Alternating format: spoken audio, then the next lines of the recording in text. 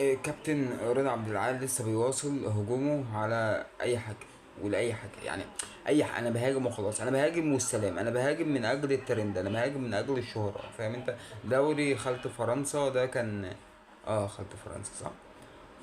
ده كان ولا نفيسة؟ دوري خلط نفيسة، مش متذكر بالظبط.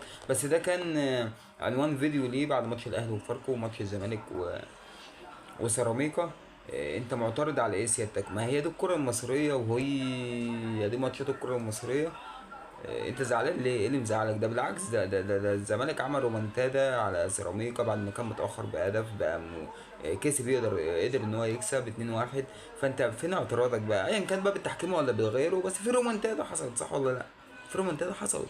انت متضايق ليه؟ ايه اللي مزعل حضرتك؟ معلش، ايه اللي مزعلك؟ ايه اللي مزعلك يا باشا مصر؟ ما تصلي على النبي كده يا كابتن رضا وتستهدى بالله بقى. خلاص بقى الترند خلص، لسه مكمل انت؟ ما كفايه، كفايه بجد والله.